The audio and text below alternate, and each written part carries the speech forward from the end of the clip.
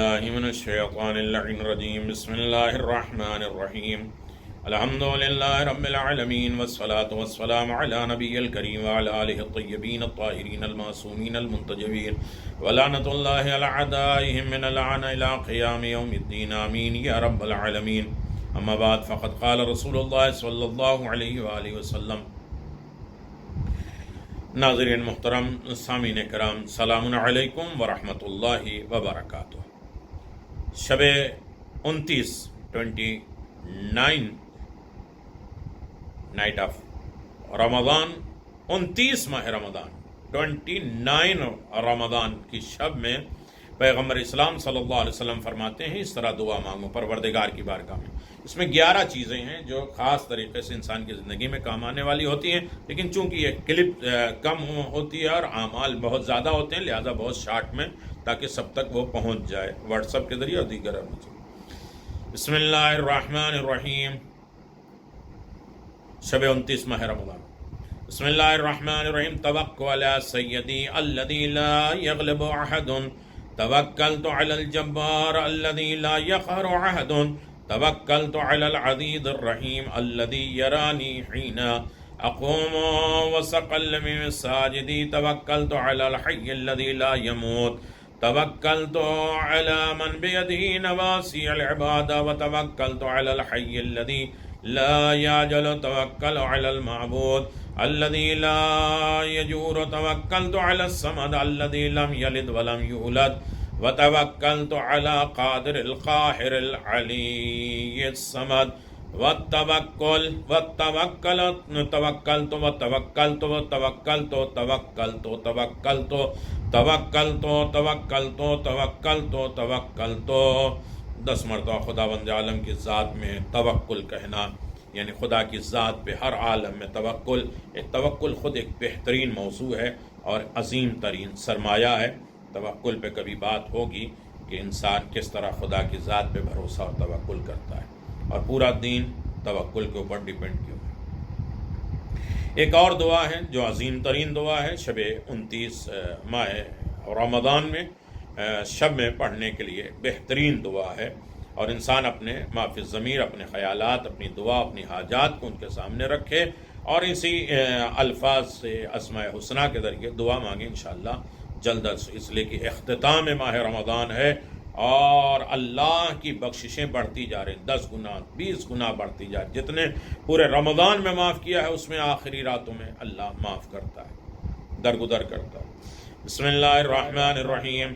یا مکبر اللیل علی النہار ومکبر النہار علی اللیل، یا علیم یا حکیم، یا رب الارباب، یا سید السادات، یا الہ لا الا انت، یا اقرب علی من حبل الورید. یا اللہ یا اللہ یا اللہ، لک الاسماء الحسنى والامثال العلیاء والکبریاء والعلاء. اسألک ان تصلی علی محمد وآل محمد، ان تجعل اسمی فی هذه اللیلہ فی سعداء وروح مع الشہداء وإحسان فی علیین ساعت مغفورة، ان تهب لي یقینا تباشر به قلبی ایمانا یذهب الشک عنی وترضنی بما قسمت لی، وآتنا فی الدنیا حسنہ وفی الآخرة حسنہ وقنا عذاب النار الحریق، وارزقنی فیما ذکرک وشکرک والرغبت الیک والعناء والتوبة والتوفیق ولما وفقت له محمد وآل محمد صلی اللہ علیہ وعلیہم اجمعین. صدق اللہ العلی العظیم. عزیزان محترم، یہ 29 ماہ رمضان کی شب ہے اور جس میں 2 رکعت نماز ہے 29 کی شب میں. ویسے 30 رکعت جو پڑھی جاتی ہے وہ پڑھی جاتی ہے، 2 رکعت جو پڑھی جاتی ہے وہ پڑھی جاتی ہے، 2 کر کے. لیکن یہ خاص نماز جو حارث حمدان کو، حمدانی یمنی کو مولا کائنات امیر المومنین نے تعلیم فرمائی کہ ہر رات میں کسی میں 10 رکعت، کسی میں 20 رکعت، کسی میں 8 رکعت، کسی میں 6 رکعت، کسی میں الگ الگ طریقے ہیں اور طریقہ ہے. مولا نے فرمایا کہ 2 رکعت نماز 29 نائٹ میں 29 ماہ رمضان کے شب میں اگر پڑھے، ہر رکعت میں الحمد کے بعد 20 مرتبہ سورہ قل ہو اللہ، الحمدو کے بعد 20 مرتبہ سورہ قل ہو اللہ پڑھے. ثواب یہ ہے کہ حق تعالی اس کا شمار رحمت والوں میں کرے گا، علیین میں کرے گا، اس کے اعمال کو بہت بلند کر دے گا. 29 ماہ رمضان کے روزے کا ثواب. 29 ماہ رمضان کے دن خدا کو ہزار یعنی 1000 کا 1000 10 لاکھ محلہ عنایت کرے گا، اور ہر محلے کے اندر ایک سفید قبا ہوگا، اور اس قبا کے اندر سفید کافور کا ایک تخت ہوگا، اور اس تخت کے اوپر 1000 سبز حریر کے بستر بچھے ہوں گے، اور ہر بستر پہ ایک حور بیٹھی ہوگی جو 70,000 حلہ کپڑے پہنے ہوگی. ان کے سر پہ 1000 تاج ہوں گے جو در اور یاقوت سے سجے ہوں گے. یہ ان کو ملیں گے جو 29 ماہ رمضان کے روزے کو مکمل کر لیں، ہر اعتبار سے مکمل کر لیں، یعنی عام خاص، یعنی ان کا پیٹ بھی روزہ ہو، اور ان کے جو ہے وہ اعضاء و جوارح آنکھ کان بھی روزہ رہے، اور ان کا دل بھی روزہ رہے، اور قربت الہی اور خلوص نیت ہو. پھر اس کے بعد 29 تاریخ جو ماہ رمضان کی ہے، پیغمبر اسلام صلی اللہ علیہ وسلم جو تقوی کے سلسلے میں متقی بنانے کے لیے لعلکم تتقون کا ایک فارمولہ دیا ہے.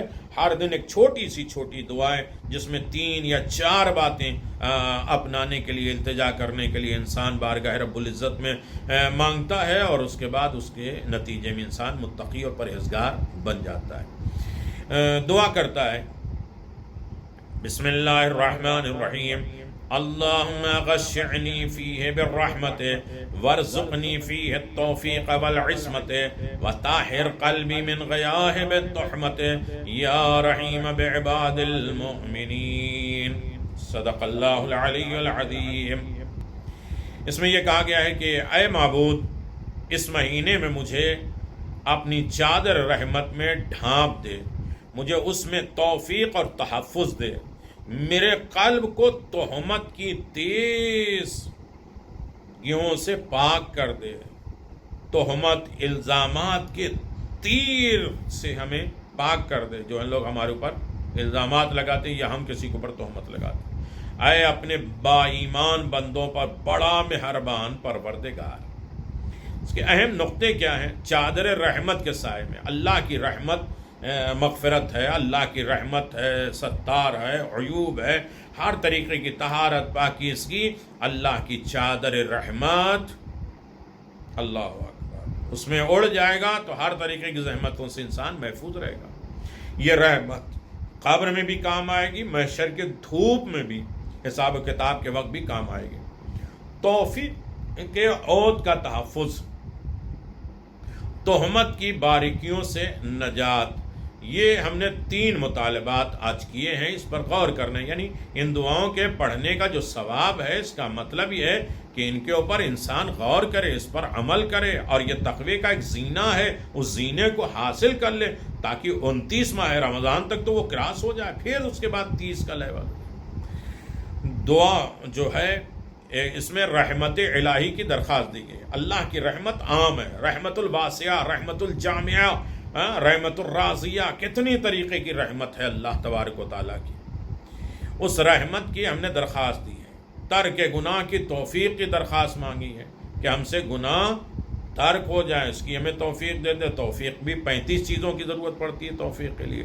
کس کو توفیق ملتی ہے، کس کو نہیں ملتی، سب رمضان میں بتایا جا چکا ہے.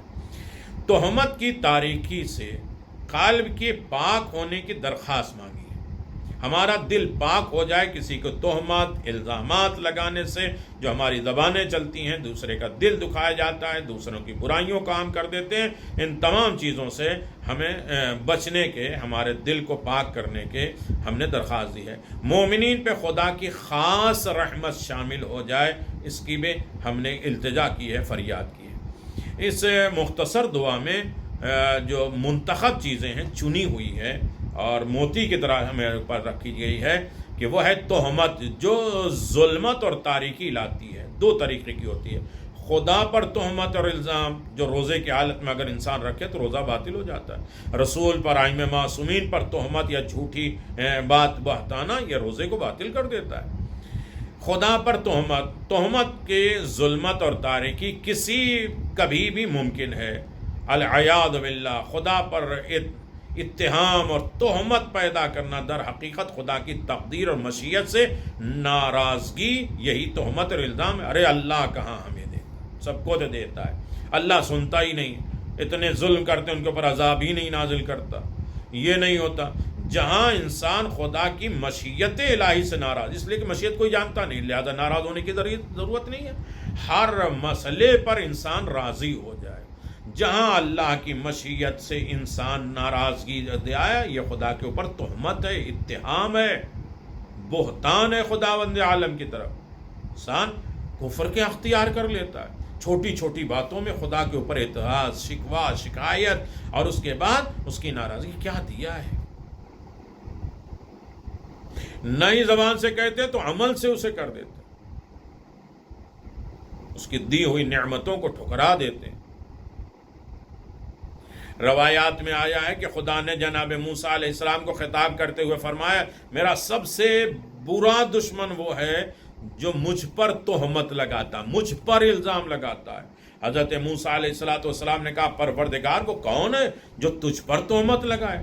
خدا نے ارشاد فرمایا، وہ ہے جو یہ گمان کرتا ہے کہ وہ چیز جو میں نے کسی مصلحت اور حکمت کی وجہ سے اس کے مقدر میں نہیں لکھا ہے تو اس سے وہ راضی نہیں ہوتا، اور یہ فکر کرے کہ ایسا نہ ہوتا تو بہتر ہوتا، میری تقدیر کی کوئی اور چیز سے راضی نہیں ہوتا.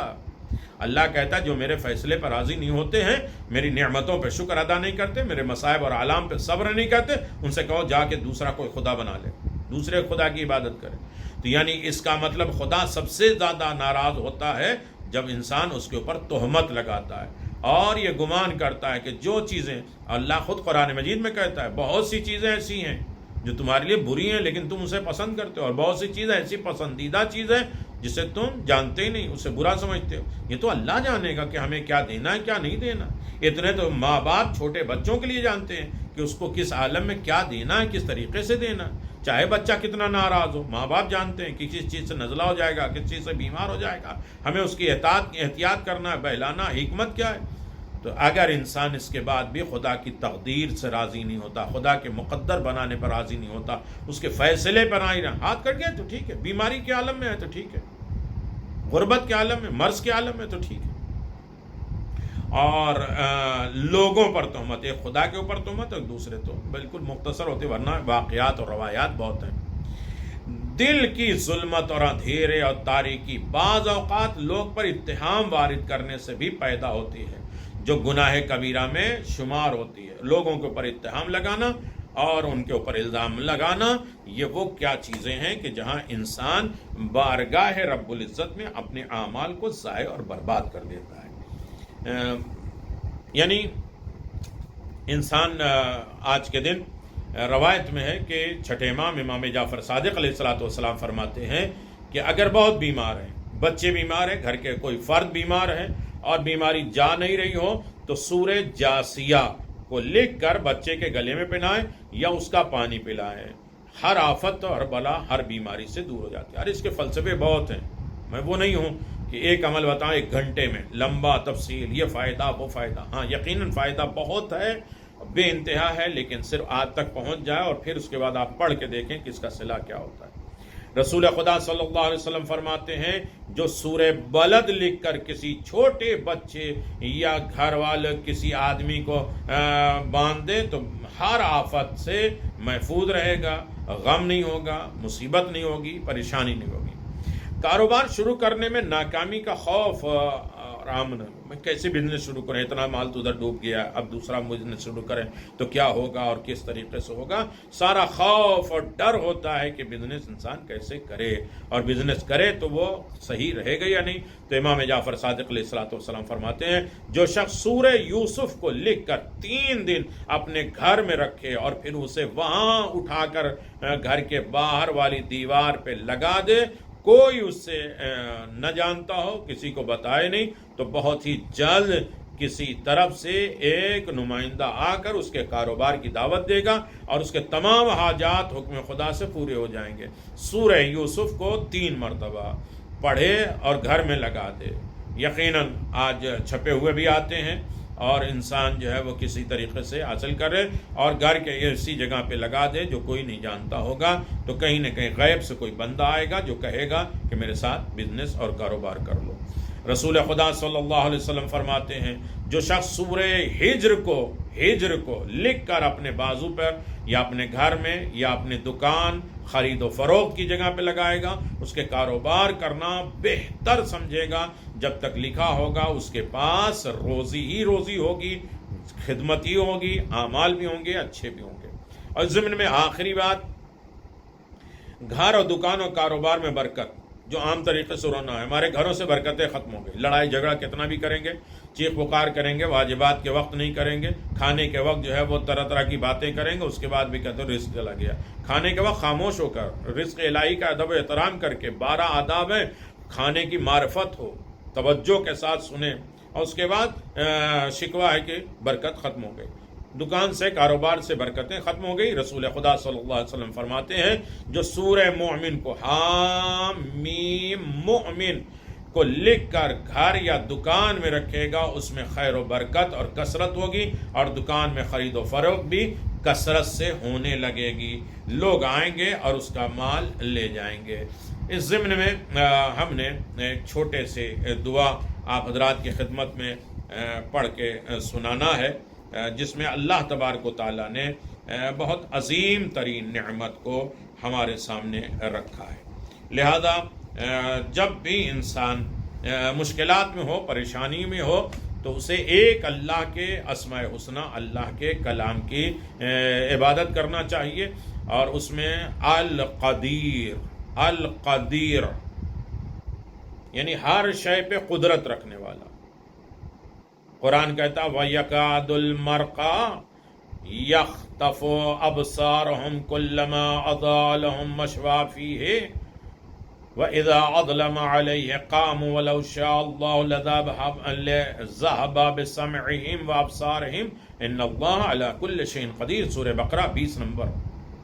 قریب ہے کہ بجلی کے خیرہ کرنے والی روشنی آنکھوں کی چدھیا دے جب بھی بجلی چمکتی ہے. تو بہت سے اس میں ہے کہ انسان جو ہے وہ اس کے قبضے قدرت میں کیا ہے، اللہ کے ہاتھ میں. معصومین علیہ الصلوۃ والسلام کی دعا میں تعقیبات میں یہ بات ہے کہ تقویت حافظہ میموری جو ہے وہ شارپ ہو جائے، اور یہی سب سے چیز ہے کہ انسان جو ہے وہ سنتا تو ہے، عمل کرنے کی کوشش کرتا ہے، لیکن بھول جاتا ہے، میموری شارپ نہیں ہے. تو اسے چاہیے کہ اللہم اجعل لی فی قلبی نورا و بصرا و فہما و علما انک علی کل شیء قدیر. اسے بار بار پڑھتا رہے، اور یقیناً اس کی تقویت حافظہ کی بہترین دعا ہے. قوت قلب کے لیے، دل کی طاقت کے لیے، اور تمام کام پہ تسلط کرنے کے لیے، قبضہ کرنے کے لیے، کنٹرول پہ رکھنے کے لیے، یا قدیروں کا ورد بہت زیادہ مجرب ہے. دل کو طاقت ملے گی، سکون ملے گا، اطمینان ملے گا، اور اپنا کام پہ تسلط اور قبضہ ہوگا. قوت قلب کے حصول کے لیے، قبولیت دعا اور بلند درجات کے لیے رات کے وقت 314 مرتبہ یا قدیرو جو پڑھتا ہے، اللہ تبارک و تعالیٰ اس کے مسائل کو حل کر دیتا ہے. آج کے دن میں 29 ماہ رمضان کی جو دعا انسان پڑھے گا، خدا اس کے لیے جنت میں 1000 شہر سونے اور نقرہ، زمرجد اور موتی سے بنا دے گا، لبریز کر دے گا. وآخر دعوانا ان الحمدللہ رب العالمین. خدا ہم سب کو بہترین عبادت کرنے کی توفیق دے.